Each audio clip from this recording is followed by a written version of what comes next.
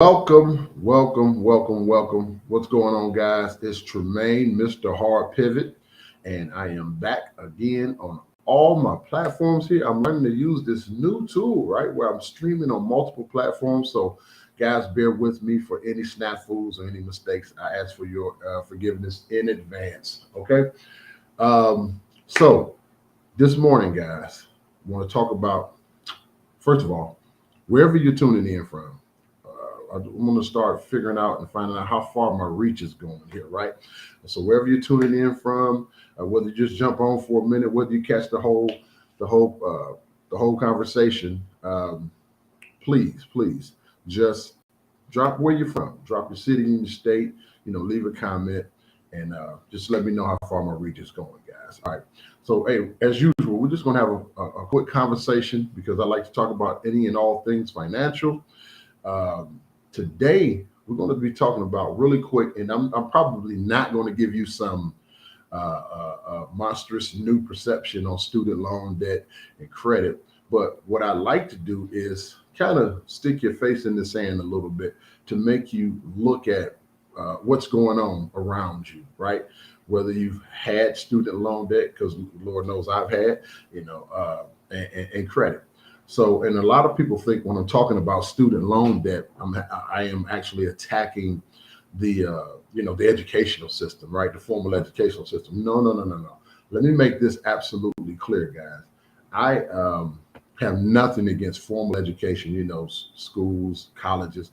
I personally have 3 college degrees, 2 associates and a bachelor's degree. I love education. I love to be educated. I love to consistently learn, right? So I have nothing against formal education. Like I said, I have 3 college degrees, so I have nothing against formal education. However, I do think that nowadays phone in the background, excuse that, our educational system is a little outdated because of the fact that there are so many different ways that we can create wealth in this country now, right? Because of the advancements of technology and so forth, right? And technology, the advancements of technology. So I just believe that specialized education, right? Because you can go online, you can get mentors, you can get coaches, you can get into strategic systems of environments and communities of people that can teach you a lot of the things that you want to learn nowadays. So specialized education, I think, is more geared to success and synonymous with wealth than the traditional education. Now, do we need our doctors, lawyers, and you have to go 12, 15 years for? Sure. That's just the way the world works. So with that being said, guys, I just want to put a little bit of focus on student loan debt and a little bit of credit. So I just want to give you some information. I want to show you some things. I know a lot of people are more visual. So I want to throw some visuals, want to throw some things up on the screen, share the screen with some things as well, guys. So again, just dive in, bear with me, we won't be long. Student loan debt. Let me start out with the perception of student loan debt in this country. I saw this on I'm going to share this with you guys. Give me 1 second. Just talking about student loan debt and just the feeling of what it is right now. And here we go. Let me share this with you guys. All right. Why college loans are the worst debt? Why student loan debt is the worst? The loans are often given to young people with no credit experience and no clue how they will pay them back. The balances are often high, and the jobs borrowers counted on to make payments may be non-existent, meaning by the time they graduate 4, 8, 12 years, these jobs that they counted on, these high-paying jobs or careers rather, that they were counting on to be able to pay this $100,000, $200,000, $1 million, or whatever the case may be back, those jobs are non-existent because they're outdated at that point. So that means that the education that they received for this non-existent job was actually antiquated because things were moving forward, and yet the student wasn't, because they were dependent on the traditional system of education. All right. So some borrowers at that point never graduate, which means they have debt but no degree to increase their earning power. So that immediately, and I'm going to start with that, and I think I'm going to end with that because I want you to see it. I want you to see that why college loans, are the worst debt. In the beginning, I think I want to end with that as well. So that right there puts you at a disadvantage, and you're young, and all you know is that this is the traditional way that you were taught, right? From day one, you go to school, you get out of high school, you go to college, right? And you get out of college, you graduate college 4 years, 8 years, 12 years, post grad, and you get a career, and you go get a husband or a wife, big car, picket fence, and live happily ever after. And for a lot of people, that's okay, right? For a lot of people, if that's your dream, and if that makes you happy, hey, go for it. I'm all for it.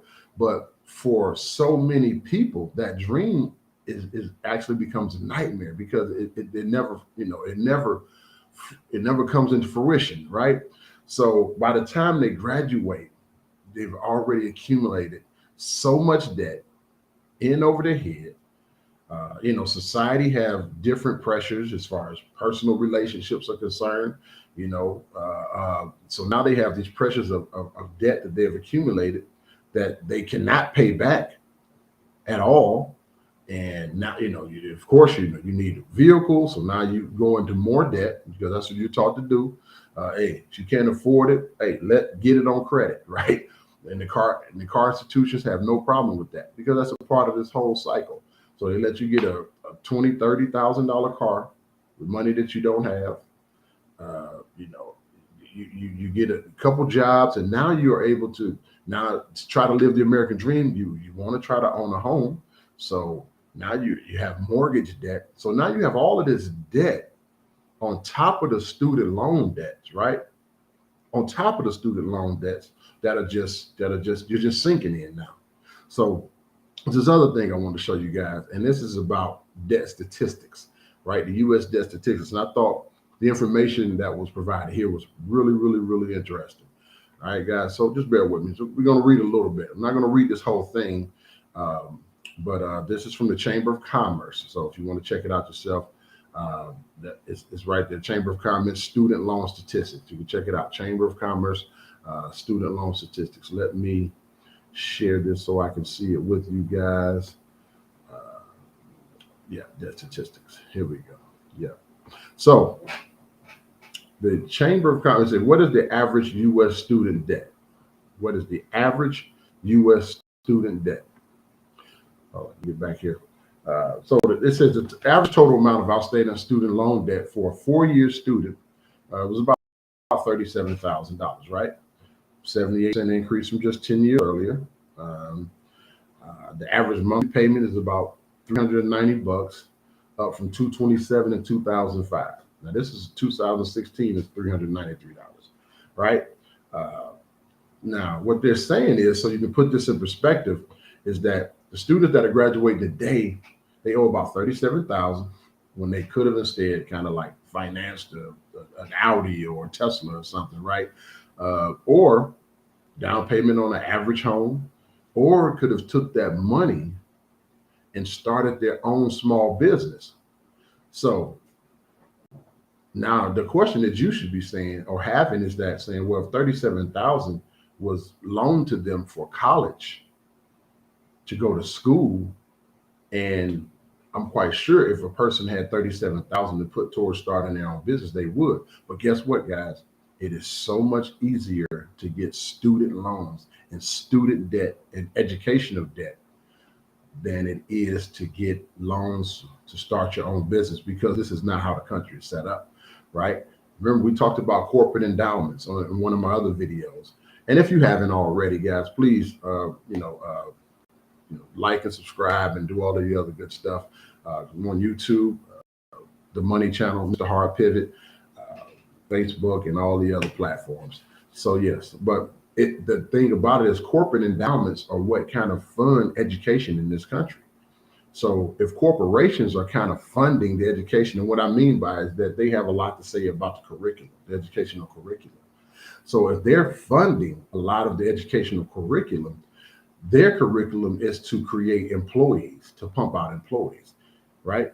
They want employees. They don't want to pump out small business owners. They don't want to pump out their competition. They want to pump out workers. So that's therefore it's so much easier to get a student loan than it is for loans for business. Now it's a little easier than it was maybe 10 or 15 years ago because there again the world is shrinking. Uh, there's so many different avenues, but overall the country is still designed that way, right? So let's take a quick look at a couple more things because I want to get down to something in particular. So the federal government, right? The federal government is the servicer of a vast majority of the student loan. However, most are managed are guaranteed. Again, here goes that word again, guys. Most are managed or guaranteed by what? A corporation. Let me make sure you guys can see this. Let me make sure. Yes, you can see this. Okay, yeah, most are managed by a corporation. There's that word again. So according to the Federal Reserve, total federal student loans debt is about $1.5 trillion. Now, the federal student loan borrowers is 44 and a half. So now million. So then we get, I'm this guys. Now there's different types of student loan debt. So, so honestly, a lot of people know this. Like I said, I just want to kind of dig into it to give you some more perspective on the whole student loan thing, especially if you have student loans. You know, hopefully some of this information may help you see something different or enlighten you or click a light bulb in your head to be able to pivot a little bit, right? Private student loan debt is a relatively minute fraction of the total debt. Because it's private, the number of borrowers is undisclosed. The private debt accounts for about 7% of all student debt.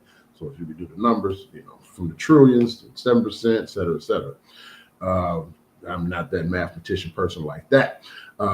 Now, graduation school debt, there's a difference. So we talked about federal, right?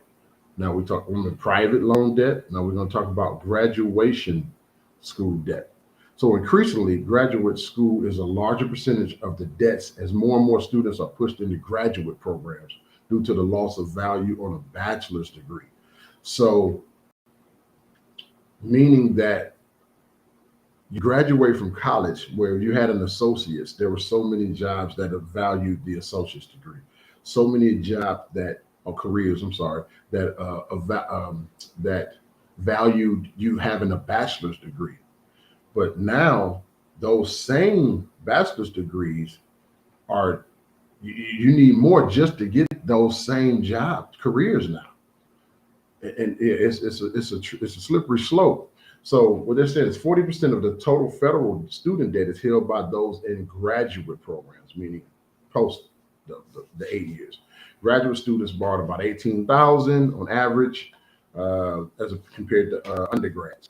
Master's degrees usually take between 2 and 5 years. The average debt of a master's degree is about $51,000. So if you're thinking about getting on for your master's degree, just know that the average debt about that, plug that number into your debt system, about 51,000, maybe a little bit more now actually.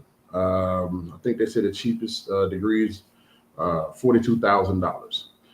So now we have graduate school debt. Now, who holds student loan debt? Who actually holds student loan debt? So let's talk a little bit about demographics, and then I think about 2 slides down is where I want to get to. Surprisingly, check this out, guys. It's not those in younger ages now, because so many people cannot afford to live after retirement, after, you know, resigning from a job. They have to go and get what they're taught to do is to go and get more education. See, in this country, they say if you want to succeed, if you want to be wealthy, what you need to do is get either what? One of 2 things, another job or more education. That's what this country teaches you. Go work, make more money, get 2 more jobs, 3 more jobs, or go get more education, which actually goes against you because that puts you into more debt. You see how that works, guys? they push more education, which actually pushes you into more debt, which continues this cycle that you're going through, right? 77% of Black students took out a federal loan to pay for higher education compared to 60% national average for all students. 70%, 77%. It was another really wanted to get you examining students. Okay, there we go. Examining students that began college in 2003. 50% of Black students have ceased student loan repayments and defaulted on their loans within 12 years due to financial insecurity, compared to 36% default rate for Hispanic students and 21% default rate for white students. So the problem with debt is especially acute, and I want you to hear this, acute for women. See, so while women account for 56% of undergraduates nationwide, they hold almost 2/3 of the total debt, 900 billion. 900 billion, guys, almost 2/3, 900 billion. Not only are women more likely to take on debt, but their average debt is about $2,700 greater than a man's. And I think that I read somewhere that the correlation between women taking on more debt and it being higher than a man's is because even when they have the same education and the same work skills, they don't get paid as much as a man. So they have to take on more debt to get more of a degree to just be in the same room with a man to get the same pay. Now, the man may have the master's and she may have to have the PhD just to get the same pay. So I think there was a correlation between that I read somewhere. All right. So now, how are student loans repaid? Of course, you just pay them back, right? From the government, right? But 3.3 million borrowers are currently deferring their federal student loans. We know that there's this deferment program. The deferment through the United States are doing a deferment right now. And what the deferment means that you're not forgiving of the loan. See, a lot of people are thinking that forgives them for the loan. No, it does not do that. Defer simply means that your payments are on hiatus right now. They're on pause, and the interest is not accrued while you're not making the payments. So if there was no deferment program and you weren't making the payments, then you will be not only responsible for the monthly payment, but you'd also be responsible for the interest accrued on top of each monthly payment. Okay, so that's what that means, guys. So that does not mean you are not responsible for the loan during this time. And I think we still have a moratorium right now on student loan debt right now. I'm not sure when that's supposed to end, if it hasn't yet already. So yeah. So an outstanding 4.7 million borrowers have federal student loans in default, guys. This means that 10% of all the people with student loans haven't made a student loan payment on their debt in more than 9 months. So yeah, people are just either, whether it's a program or not in place, people are just, they can't afford to pay them. They can't afford to repay student loan and feed themselves, let alone feed their families or keep the lights on, or keep the gas on at the house, or maintain a vehicle, right? Now, there are different types of repayment plans, right? And this I'm not really too familiar with, so I'm going to have to just literally read it. So fortunately, there are multitude of methods to repay student debt that are conscious of the burden that imposes on graduates. Only a small fraction of all borrowers are on such a plan, however. Okay. So there are a lot of borrowers, but only a small fraction are on such a plan. So 6.73 million federal loan borrowers are on an income-driven repayment plan, meaning your repayment plan and its amount is directly related to how much you make, right? So they're only going to make you repay a certain amount based on your income, how much you make. Now, I'm not sure if that's based on your gross, that amount of the payment is based on your gross or your net, because we talk about net and gross all the time, right? A lot of people say, I make $100,000 a year. Yes, that's what your gross is. But when you actually get paid, by the time all the taxes and that we have in this country, and other things come out of your check. Annual salary, you only may make, $82,000 or 80,000 or $78,000. So I'm not sure if that payment is based on the gross of the 100 or the gross of the 78,000, which would make a big difference, right? Because if you get your repayment is based on the gross of $100,000, but you actually only, and so it's $500, but you actually only make $78,000 a year. That $500 hurts a lot worse, right? So I'm not sure about that. So if that's something that you need to, if you're making a payment like that, if that's something that you need to look into, I highly recommend you do that. So they say 2 million federal loan borrowers are on a revised pay as you earn plan. On this plan, payment is capped at 10% of a discretionary income, and an undergraduate loan terms are extended 20 years. So grad loan terms are extended to 25 years. So basically, the higher the education, the more rope they give you, so to speak. Okay. So if you are on a payment plan like this, make sure that you are on the right plan. If you're undergraduate or graduate, make sure you're on the right amount of years, right? Because a lot of times, if you don't read the fine print, and I'm not accusing any government or anything, but if you don't read the fine print, sometimes you miss some things that could be beneficial to you, is all I'm saying. All right, so here we go. This is what I wanted to get to. Loan forgiveness statistics, guys. So let me make sure you guys are still with me on the page here. Yes, we are. Loan forgiveness statistics. So this is what I really want to get to. I thought this was really, really, really interesting. There are two primary federal student loan forgiveness programs offered by the U.S. Department of Education. Right, the public service loan forgiveness. So two different loan forgiveness. Public service loan forgiveness. Now, this is intended for eligible federal, state, and local government employees, as well as employees of 501(c) nonprofits. All right. After exactly 10 years of on-time payments, the remainder of the debt is to be forgiven. However, as of September 18th, only 96 out of 30,000 applicants, because you have to file for this, you have to do an application for it, have been accepted to the program and forgiven. So don't count on this one.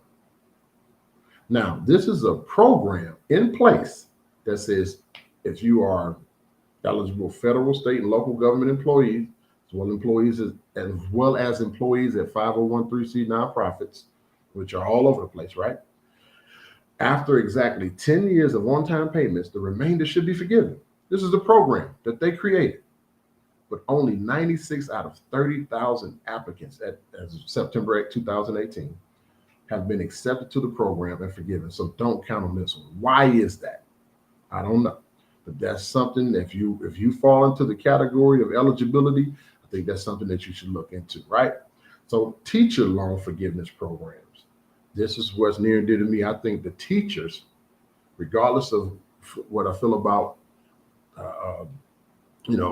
formal education, the teachers are the cornerstone of this country, right? They are teaching all of the leaders, even if it's just the social skills necessary to be leaders. They are the cornerstones of this country to me. So my shouts out to all the teachers. Teacher loan forgiveness program. Teachers that teach 5 consecutive years in a qualified low-income school can be forgiven between $5,000 and $17,500 of their debt. Now, about 40,000 teachers received aid from this program in 2017. I venture to guess that there are a lot more teachers in this country than that, and I just thought that those loan forgiveness statistics were something that needed to be said. So we talked a little bit about student loan debt, went over some stuff about student loan and some of the forgiveness and some of the statistics. So I have on here credit as well, guys. So I just want to drop a Wikipedia credit definition. All right. So this Wikipedia, you can go yourself, look it up, didn't make this up. Credit is the trust which allows one party to provide money or resources to another party, wherein the second party does not reimburse the first party immediately, but promises either to repay or return the resources or other materials of equal value at a later date. In other words, credit is a method of making reciprocity, meaning I give you something, you give me something in return, right? Formal, making reciprocity formal, legally enforceable, and extensible to a large group of unrelated people. Meaning I don't have to know you, you don't have to be in the same city, state, you know, country for that matter, to for me to give you credit or you to accept credit and me to enforce it because the law said, hey, it's enforceable. As long as everything falls under the proper law, umbrella of law, it's enforceable, right? The resources provided may be financial, meaning granting a loan. Talked about some loans here, right? Or they may consist of goods or services, meaning consumer credit. You know, those credit cards, that plastic we like to whip all the time. Credit encompasses any form of deferred payment, meaning you use the money now, you can pay later. Credit is extended by a creditor known as a lender, debtor, and also known as a borrower. Okay, so I wanted to share that because, oh, I didn't even put it on the screen, but I want you to see that. I'm gonna put that on the screen. I want you to see that of what I just read. But my one of my mentors, Brian Bean, he loves to share with us that credit is just something is when you're borrowing or buying something in advance that you cannot afford. Credit is typically for most people when they're buying or purchasing something in advance that they can't afford in the first place. So that means, guys, credit, if you want to use credit, not saying credit is good or bad, because there's some debates both ways. You know, I have one mentor who likes to say, take all your credit cards, and he takes scissors to them and he cut them all up and he said they're the devil. And that's his take on credit. You know, other people and other mentors, they say, well, credit, there's such thing as a good and bad credit. Depends on how you use credit. Like I have business credit cards. So I go buy a rental property with one. That credit will be considered, I guess, good credit, right? Because positive credit, because it's using to buy an asset that's going to, in turn, bring me some return on investment. So it all depends on how you view credit.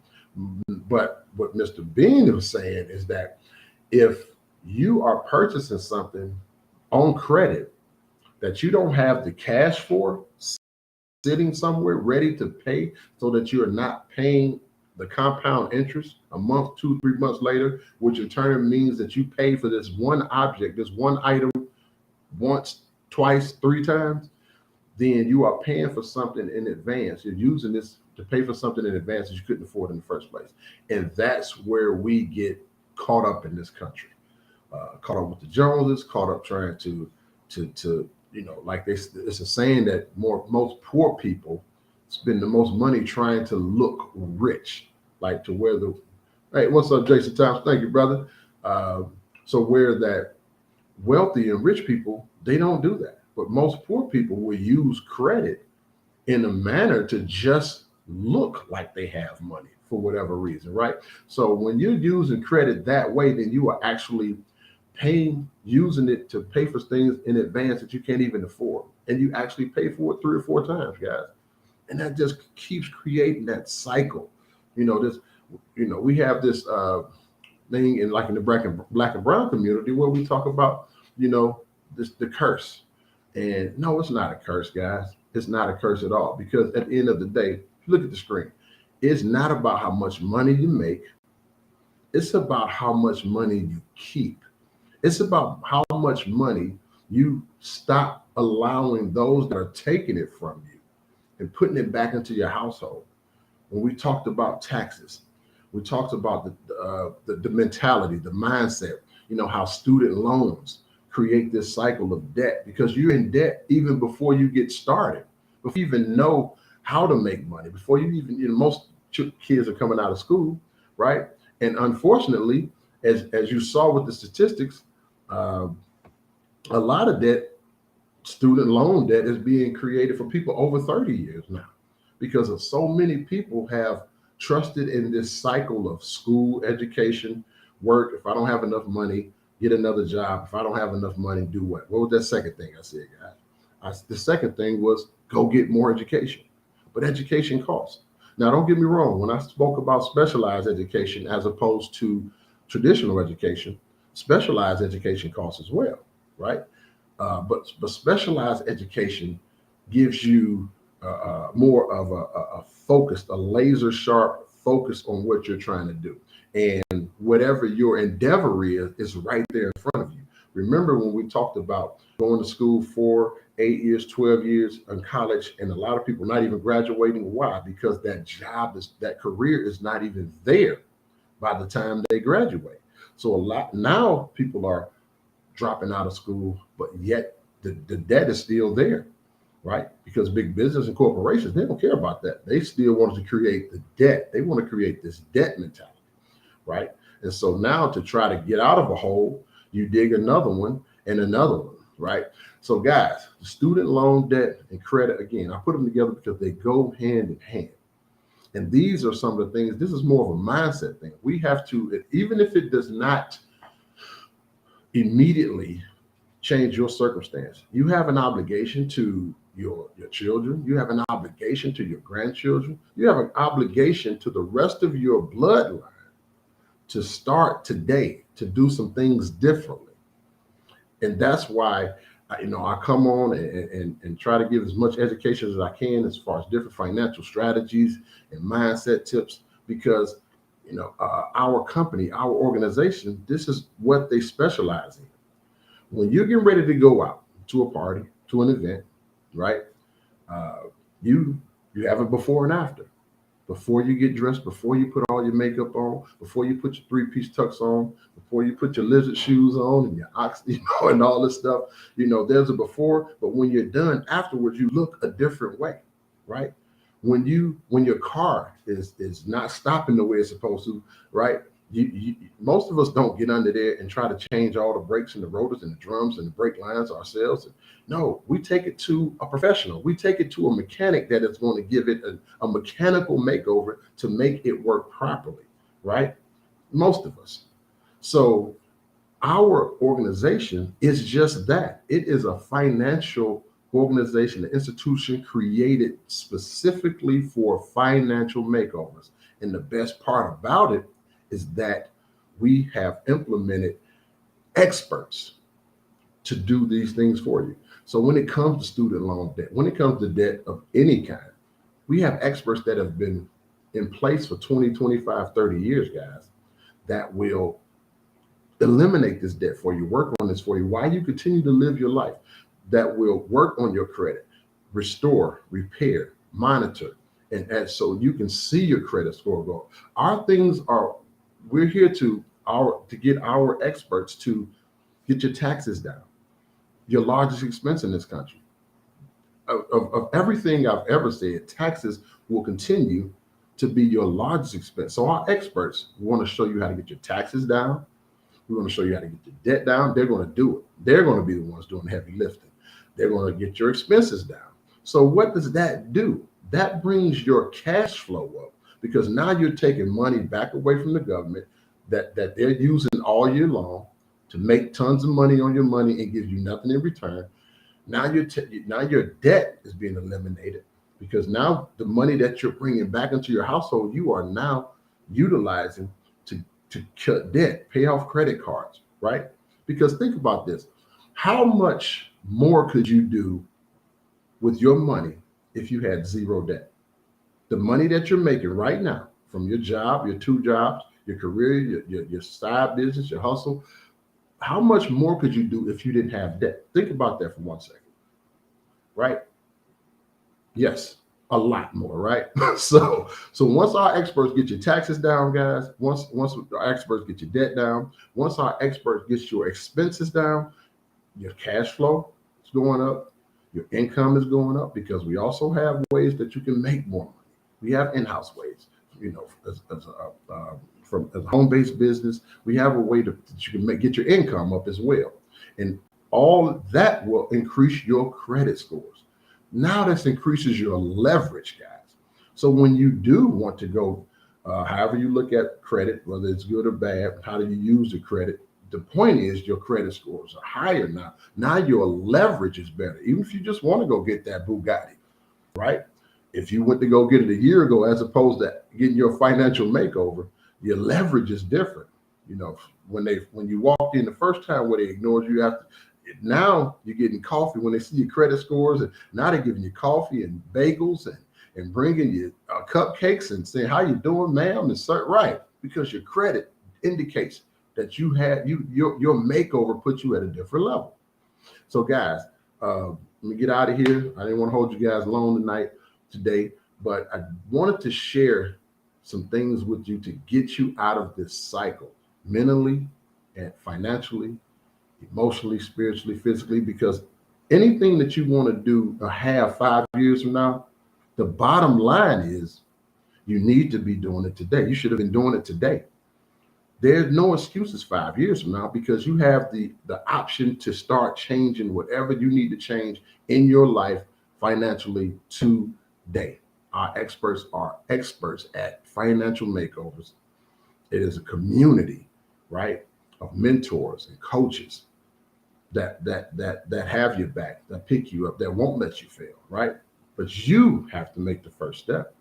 You have to decide at some point, are you going to keep doing things traditionally? Are you going to keep listening to other broke people? Are you going to keep allowing people who are afraid, right, to continue to project their fears onto you? It is time, guys, for you to do some things differently. Okay, guys, so I'm going to get out of here. So I know this was a lot of information. A lot of people say it may be a day late, dollar short, but it's never a day late. It's never a dollar short, guys. Our 129, I'm going to show you this. Our 129 special, 55% off, guys, is about to end this week. So that's why it is imperative that that should be on the screen now. Our 129 special ends Friday, and it's going to give you access to permanently increase your cash flow plus your credit. Our experts are going to be removing collections, student loans, repos, just everything, right? They're going to not only remove them, and unlike, going to JoJo and them, these things don't come back, because these are professionals. These are tax experts. These are IRS enrolled agents, the highest enrolled, the highest that you could be enrolled in the IRS, that are part of our team, that are partnered with us, that get 1099 at the end of every year, where they've created a tax hotline so that you can call with any tax question, no matter whether it's personal, related to your business, to make sure that you're doing everything properly when your tax preparer is preparing your taxes. You have your own tax hotline, your own professionals in your back pocket, just like the wealthy do. So basically what we're doing, we're taking, these are the rules of the wealthy that people say all the time. These are those rules of the wealthy applied. This is what they look like. See, a lot of people tell you need to do with the rules of the wealthy and say. This is what the rules of the wealthy applied. This is what they look like, guys. These tax hotlines, the team, the community of coaches and leaders, right? The live functions that we do, the Zooms that we do, the questions, the calls that you can have from all the different people. There are so many different people in different walks of life inside of this organization that comprises of thousands upon thousands upon thousands, nurses, gas students, people working at gas stations, stores, doctors, lawyers, comedians, actors. We have, Hollywood actors. We have, well-known comedians. We have just a slew of people from different walks of life going in the same direction, guys. It's important. 129, it ends Friday, gives you instant access to permanently increase your cash flow plus your credit. Remove collections, student loans, repos, etc. Let's turn those low credit scores into some high credit scores, guys. Okay? So text 216-285-0569. Text increase. I'll send you some information. Just some information you can see what's going on, so you can get a little bit more of an understanding about the program. But just know that We're adding some other things. This is why this particular, be honest with you, this is why this particular sale is here, because we're adding some more things. To just know that everything that we add to this program is going to be all financial, strictly financial. No, no snake oils and potions and walks to the ocean and none of that other good stuff. Okay, guys. So again, 129 ends Friday. It's going to change your life. It's a financial makeover done by experts, not you. You don't have to do it. You just have to upload your information, have some consultations, give them what they need and the different aspects of what you're looking to improve your life, and they will do it from there. Okay, guys. So please, please, please text the number 216-285-0569. Get more details. It's going to change your life. It's time for you to do the things that you need to do to create that financial literacy that your children and grandchildren need, guys. It's time for us to make that change. Okay. So with that being said, guys, I appreciate you. Thanks for hanging in here. Please don't forget to subscribe to the channel. Don't forget to like. Please share the information, because even if it's not for you, as somebody that you know that could potentially use this information, right? That can help better their lives. So it's all about sharing, because it's each one teach one. That's what Lawbox said. So guys, at the end of the day, I don't know most of you, and I believe in you. So why don't